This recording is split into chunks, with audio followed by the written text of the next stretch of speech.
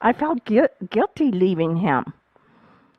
And then I would feel guilty. How could I make this big mistake as smart as I am? I used to say, I was smart.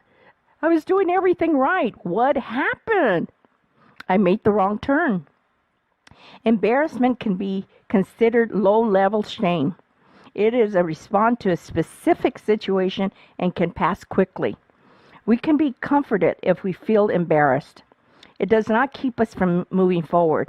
It's not as strong as shame. Being embarrassed and feeling guilty, I still had a purpose and could support myself and my children. I still went to work. Welcome to Flora. Get ready for empowering talk. Welcome to Flora, another empowering talk. Stay tuned because I'm looking so forward to giving you this message, and the topic today is shame. Shame is a powerful emotion. I didn't realize how big it is until I started to study. I know what shame is, but when you study shame, it becomes a big emotion.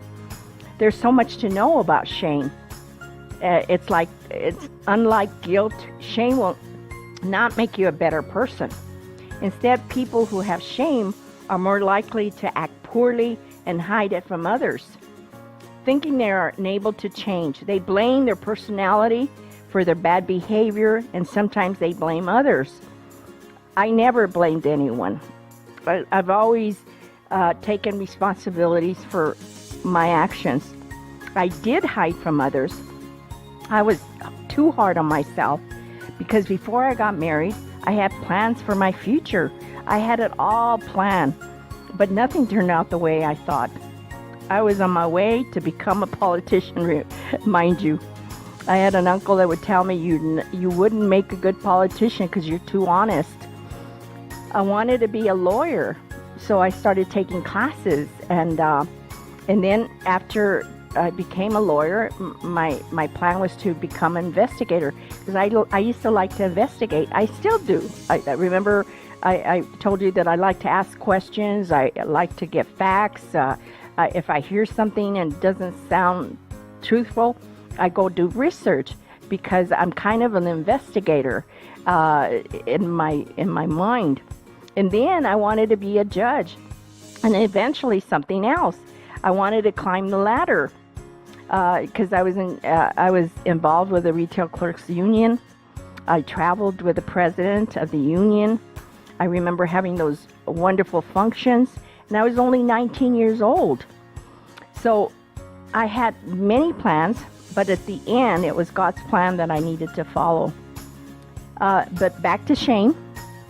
Some of you have married the wrong people. That is what happened to me. He thought he was defective because of Vietnam. Vietnam did a lot of harm to all these men.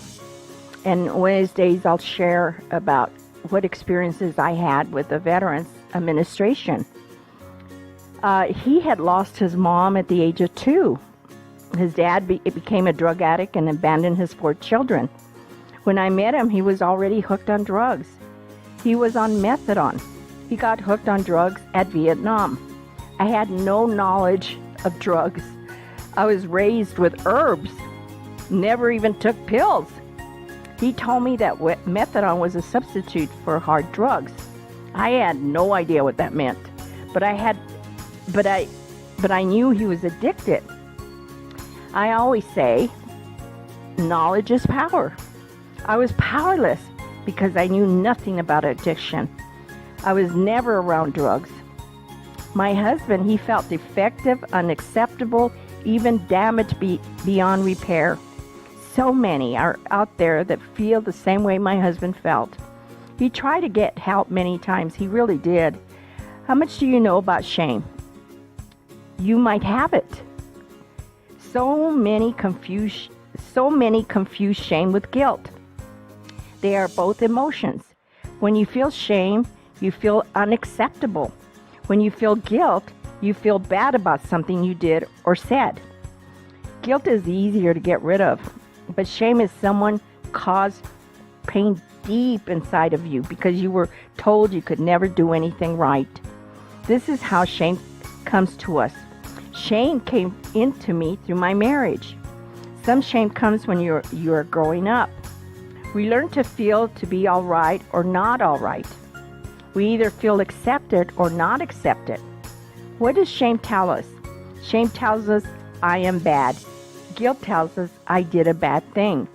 When feelings of shame, we question oneself, not just the way we act, but what we do. I know I did. Embarrassment can be considered low-level shame. I was embarrassed at my situation. Embarrassment is not as serious. If I asked you to tell me about a time that you felt shame, you might respond either that you cannot think of such a time or express that you do not want to talk about it.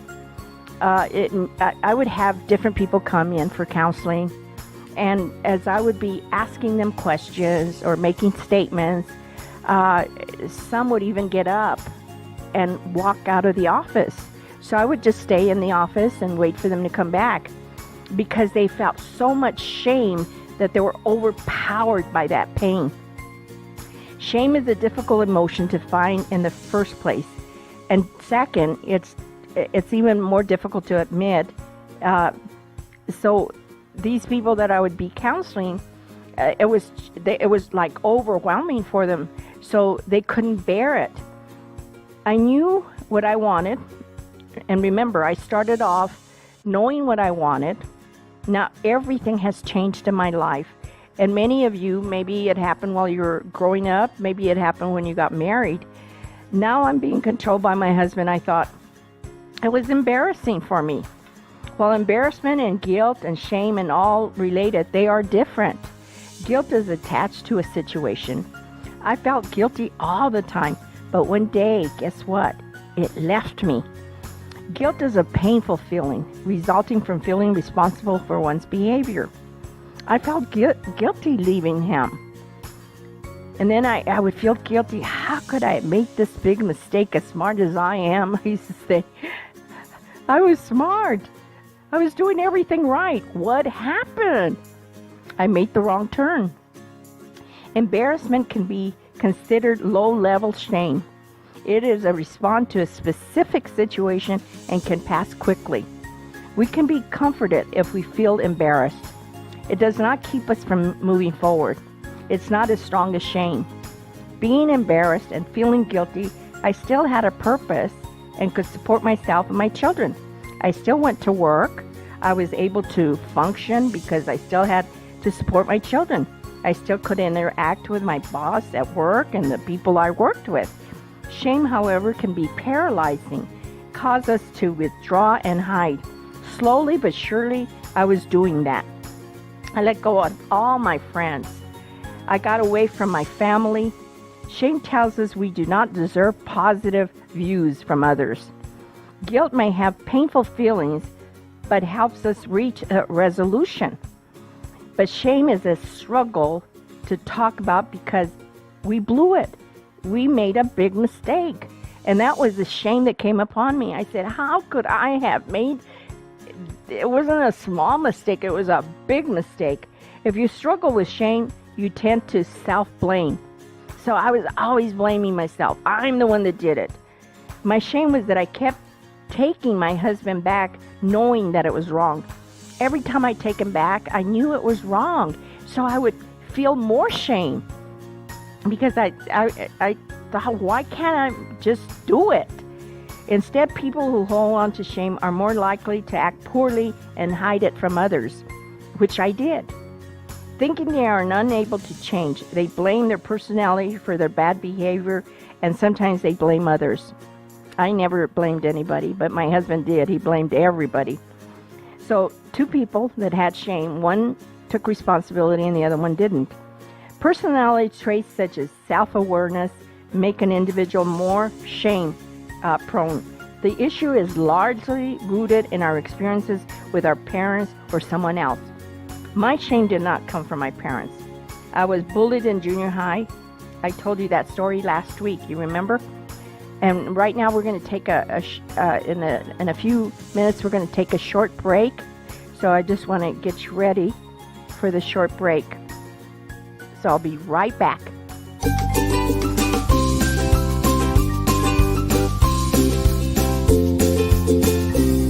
Welcome back to Flora and continue with the empowering talk. And remember, I was sharing about shame. Another might react negative words. So I'm just going to continue where I left out. Such as cannot you pay more attention? Why can't you do anything right? That's what you hear. Why can't you do anything right?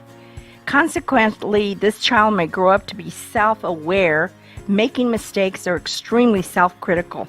In other words, they're afraid to say anything because somebody might criticize them, and sometimes they even criticize themselves. In the case of neglect or preoccupied parenting, children may develop a shame response to expressing their emotions. When a child who feels sad is called oversensitive or silly, or made to feel like as though they are a bother, they may learn that experiencing their emotions makes them a difficult person, one who is less worthy of love and who is not wanted. So look at the damage that's being done by someone making them feel like they're a bother. A child who has learned this in early age might struggle in later life with feelings of sadness. You might feel hurt or upset with feeling weak or stupid, because that's what those words do to you. They kind of go along with you as you keep growing. You might struggle to reach out to people feeling ashamed. Some go inward and others go outward with their shame. People with addictions feel shame and they keep it inward. Many have a hard time telling anyone their true feelings. Many have had a trauma in their life. I was an outward person, and I still am. I had self-control of my emotions. I eventually experienced my feelings and thoughts. We all, children and adults, employ other emotions response to help us deal with shame. We do not want to feel shame, and then anger protects us from feeling it. Remember, anger is another emotion that I've already talked about. We are now substituting another emotion. The anger emotion might help for a short while, but it will not help us in the long term. Our shame will still be there. As shame tells us we're not good enough, that we do not deserve anything good, we might find that we have strong emotional reactions to people that show us love or care. In other words, we don't know how to respond to people that are sincere, because we are always, paranoid. Shame presents a roadblock, not allowing us to accept things in our lives, and we might react in anger and withdraw. Our desire to protect the self from shame is one of the reasons many develop addictions. Substance abuse is an escape from painful feelings that numbs them from having to feel other emotions. Thank God that I never went that route, but the majority do. Shame is a deep-rooted link to low self-esteem and low self-worth. Remember, before I married my husband, I felt like I was a very confident person. Then you have a person who has admiration of themselves. That's another kind of person. They may present a sense of inflated self-esteem. In other words, they think highly of themselves. And really, they're feeling shame. So remember that. They're projecting like they're confident, but they're really not. This individual in reality struggles with low self-esteem and a fear that others will discover their flaws. They don't want anybody to know that that they have shame in them. What is happening in those people, they are protecting themselves from feeling shame by attacking others. So that's what happens. They attack others because they don't want anyone to know how they feel about themselves. In belittling me, my husband gained confidence because he thought I am not that bad. That is why people put people down, so they can feel better about themselves. The person who is belittling others is one who is shameful and protects himself from facing their own feelings of shame. Have you ever had somebody criticize you and you look at them and you say, God, I don't think they should be criticizing me. So when you understand that you will not hate the person that hurt you, I understand how my husband felt. He was hurting. He had a lot of shame. We do not know what they went through, because we don't know what the men in Vietnam went through, but I know they went through a lot. And then when they came back, they weren't treated right. So can you imagine, he probably already had that shame. And then this Vietnam thing, the way they were treated when they came to America, they had felt more shame. I know his childhood was bad. It is not common for us to project our shame onto other people, and he did. Those that bully and abuse others often do from their own painful emotions. And shame is very much part of this pattern. A person who is terrified of being judged, who is scared to be exposed to his feelings, might bully or control or degrade or abuse. Those are the attributes that my husband had. Remember that is shame they are carrying with them. In other words, they're carrying that inside of them. Someone abused them. They are hiding their true feelings. Remember, it is painful to have shame. It really is. That is what my husband was abusing me. The majority of the time, this kind of abuse ultimately results in the partner taking on the majority of the shameful feeling. That's what I did. In other words, I would take everything upon myself. See, my husband was a drug addict. He carried a lot of shame. Because of his shame, I was being abused. Because of that, I was a substitute to his shame. I understand that today. He became a drug addict because his shame was deep inside of him. My shame was not. I was able to express my feelings. He could not. Because when he did try, it did not last. Because he needed to go deep inside of him. And remember, I'll probably say that every week, that some of these emotions are so deep inside of us that we have to dig in there. Taking on the shame of another person can make you physically, mentally, and emotionally. That was happening to me. I was drained. Shame can become such a deep-rooted condition of our identity, and we may not even be aware of it. I was aware of it. That is why I was always looking for a way out, because I knew I was losing my identity. Some are good at convincing themselves that they are okay. I knew I wasn't okay. I knew that I needed help, that I needed, because sometimes you think, well, I don't do drugs, I don't do alcohol, I try to do everything right. But still, you carry somebody else's abusement, so it brings shame into you. And I was aware of that. Some are good at convincing themselves, but they have a hard time with a new relationship. That's why I always say this in my counseling. I've always told people, because many of them come in, and I'll be talking about this on 2 weeks. I'll be talking about loneliness, because there's people that are lonely, and there's too many that are lonely, and you ask yourself, why am I lonely? Well, see, I can give you an answer that I hope I can empower you with how I became victorious over loneliness, because I don't have loneliness in me, and it's an awesome feeling, because you don't need a man, or you don't need a woman, or you don't need power, or you don't need money to be happy. Thank God I found God, because to be honest with you, God is the only one that'll make us happy. I am at that place so I am content no matter where I'm at. But in order to have a healthy relationship, you have to be healthy. See, a lot of times a sick person marries a healthy person, and that sick person makes that healthy person sick. That's what was happening to me. I was pretty healthy when I got married, and all of a sudden I felt like I was sicker than he was, because I was putting up with all this. So sometimes you get trapped, and the shame comes upon you, and you take responsibility for other people's bad behavior.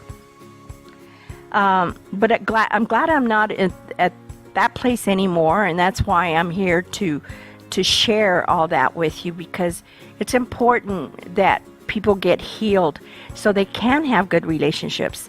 It's sad to see so many divorces and so many remarriages. People marry 2 or 3 times, and then after the 3rd time they realize, well, maybe marriage isn't for me. Let me tell you, marriage is for all of us, because I remember being single, and I love being single. Okay, then I got married, but I found myself liking marriage more than being single, and it was unfortunate that, because I had planned on being married forever until death, until death, and it didn't happen that way. So you could imagine the shame that came upon me, because I had planned to be married forever and raise my kids, have grandkids, and just enjoy my husband and him enjoy me. But it didn't turn that way. So that brings shame to you. I know it did to me. I was so embarrassed. So shame becomes available more often when we experience feelings or situations that reinforce our feelings. You will know you are healthy because you will attract healthy relationships. When you are healed of shame, you know it. So now, if anybody approaches me and they're not healthy, I know it right away. So where before, I wasn't aware how sick they were. So remember, if you want to go out and date, you need to be healthy. And then you need to attract a healthy person. Many do not want to feel shame, and our inner voice tries its best to ensure we do not feel that way again. The problem being that we're stuck, we're paralyzed, we're undeveloped character in our own defective story of who we are. I'm about to end. What can we do about the feelings of shame? I had to separate from my husband for good. No longer be controlled or manipulated. No longer believe the lies he told me. I had to detach myself emotionally and mentally and physically from him. No longer questioning my thinking or breaking the pattern and not repeat the same mistake again. Oh, I would hate to ever make that kind of mistake again. Reflect on your first reaction to a situation. I had to realize I deserved a better life, and so did my children. I wanted to respect myself again. I no longer wanted to live in a negative home. I didn't want to be criticized. If you are inclined to talk badly of another person, pause and ask yourself why. Does it make you feel better to put someone else down? Why is this? Own your feelings of shame. Be honest with yourself. And I always say that every week. The best thing is to be honest with yourself and do not sit with painful feelings. Alter the standards you set for yourself. You do not need to be perfect. There does not have to be shame in trying and not making something work. I wanted my marriage to work really bad. I had many witnesses that saw that. Protect yourself against feelings of shame that do not belong to you. Please do that. Talk to others. Be open with your friends and family. Be brave in being open with your feelings. That's so important, because I believe if I would have been open with my feelings way before I could have probably gotten out of that situation faster. And first of all the times in the past when you have felt that you were a bad person, a careless person, a thoughtless person, or a stupid person, forgive yourself. Forgive yourself for feeling all those feelings. The next time you hear yourself thinking that you're not good enough, remember that. The next time you hear yourself thinking that you're not good enough, that you're not worth something, apologize to yourself and forgive yourself. Believe me, that'll work every time. So make sure that you buy my books, and I'll have a new book coming out. I was hoping I could get it out in September. I still might, but it's looking like in October. So I'll see you next time. And if you have anything that you want me to talk about, please let me know. I've already had 2 people that told me, can you talk on depression? And that will be next week. And then another person said, talk on loneliness. So if you have a topic that maybe you're dealing with, or someone in your home is dealing with, that you would like me to share, let me know. And that way I can speak about it and maybe empower you to do better. Because let me tell you, I'm a witness and I'm a testimony to everything that I share. Everything that I share, I've passed the test. Today, I'm healthy, physically, emotionally, mentally, spiritually, and financially. I can say that today. So that's victory. So that's why I've come in to empower you. So stay tuned next week and make sure that you make a comment, that you share. If you like the page, please say you like the page. Get people to come and join. As many people as you know that have that are lonely or depressed, tell them tune in next week. And this message on shame can bring a lot of healing to a lot of people. And I thank you, and I'll see you next week. God bless you.